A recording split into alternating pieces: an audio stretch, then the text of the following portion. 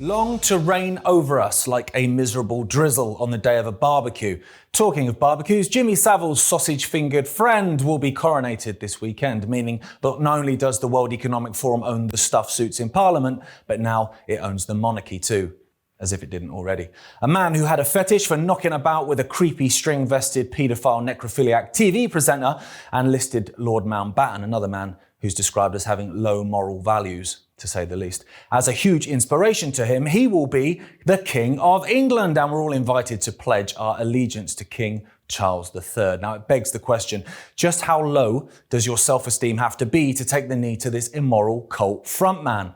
To pledge allegiance to someone who's done nothing to earn your respect, nothing to earn the stripes that emblazon his military fancy dress costume, and nothing to earn his £2.3 billion fortune other than be, well, the first swimmer out of Philip's testicles. He's not the village elder who held the tribe together in times of hardship or famine, and he's not the warrior king that led his people into battle to fend off foreign invaders and save lives and indeed the ways of life of those people that he was sworn to protect. No, he did the opposite of that. He sold his nation out to the foreign invaders from Davos. Trojan horses from the Club of Rome are now within the 15-minute city walls, and our king is to be found cheering them on from his golden private jet-propelled chariot that you pay for, while the net zero cult that he vocally supports bleeds your radiators dry. But it's tradition, mate. Yeah, so was beheading.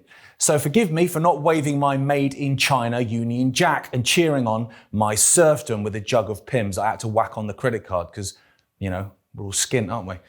I took the knee when I proposed to my wife. Beyond that, I bow to no one. The war on kids and the normalization of madness continues on the daily. Gender clinics in Carolina are now seeing children as young as 2 years old for gender dysphoria. Now, they're not driving themselves there, and I can't see them hopping on the bus. So this insanity comes from the parents, and that for me just adds yet more horror into the equation. The people that brought the child into the world, the people that are meant to love and care for that child above all others on the planet, are pushing their child towards a life of misery, confusion, and ultimately regret. And for what? Because they believe they're doing the right thing by them? Doubtful, but for a few cases.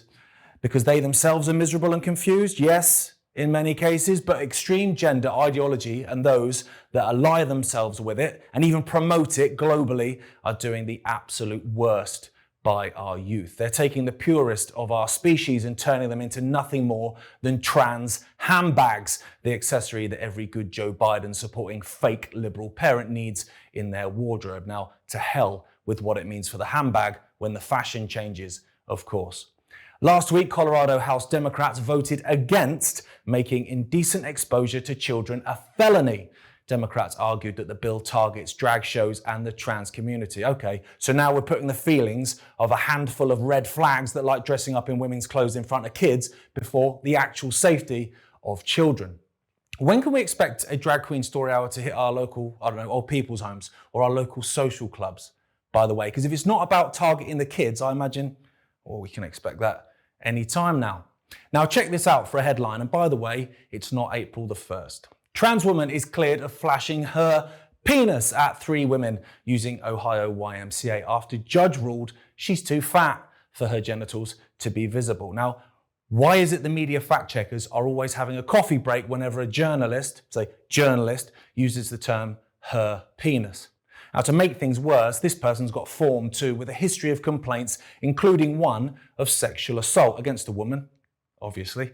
The normalization of insanity and the erosion of all protections against women and children is being done by design. 20% of children and young people aged between 3 and 17 in the United States have a mental, emotional, or behavioral disorder. And this trend isn't just within the USA, it's everywhere. And are you surprised? What they consume through their diet, through their education, through their TV is exactly the same thing. It's fear-based processed crap, and it has no nutrients, nothing of value. It's poisonous to humans. They're locked away in sterilized, 2-meter rule segregated classrooms, far removed from nature, and told that the natural world that they're yet to even begin to experience is going to end any minute now. In the words of Jamie Mitchell of Gays Against Groomers, parents are offering their children up at the altar of woke. And the more they try and silence us, label us far-right, bigots, or conspiracy theories for pointing this out, the louder the pointing out must become. The madness must be called out for being madness, no matter what delusions get taken down in the process. The war on kids is the Achilles heel in the entire chess game because it's the one lighthouse that stands firm in a sea of organized division. Now, you can make people fight each other, see each other as enemies over 1,000,001 meaningless differences, but if a man has kids, it matters not what color he is or what his monthly salary amounts to. It only matters that he's got kids and he's sworn to protect them. And so the message is a united one. Leave the kids the fuck alone. Volodymyr Zelensky is back on tour. Get your tickets now. The Ukrainian president is traveling across Europe with his swag bag ready to collect as much of your diminishing tax money as possible. This week he was in England in his green military tracksuit to collect weapons from our bankster-selected World Economic Forum Prime Minister. Why is he always in his army gear? The front line is literally 2,000 miles away and he's been nowhere near it. Lines cut with credit cards are more appealing. British weapons are being handed over for the purpose of killing Russians. That'll end well. The Dutch are doing the same, not content with destroying their own farmers and sabotaging the food supply with net zero insanity. Now they're making themselves a target for reprisals from a nuclear powerhouse. Smart move, that. And that's the joke, is it is a smart move. If you're a psychopath, hell-bent on destroying your nation for your true masters. The cost of lockdown crisis has crippled Europe. The reckless printing of money has crippled Europe through inflation. The manufactured energy crisis has crippled Europe. Net zero policies are crippling Europe. The borders are wafer thin, with governments handing over billions to house, feed and supply mobile phones to men that entered illegally.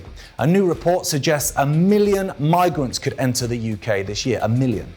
That kind of number changes communities and community cohesion completely. And if you throw in the sexualization and mental health war on kids, the breakdown of the traditional family unit, and the war on women via the alphabet mafia and their purple-haired allies, you have yourself a powder keg of chaos. If I wanted to break down a society and ultimately bring a nation to its knees so I could implement my new world order, I'd be doing all of the above. And then, with a nation begging for something to be done about it, I would usher in my order out of the chaos. But I call it something catchy like Build Back Better.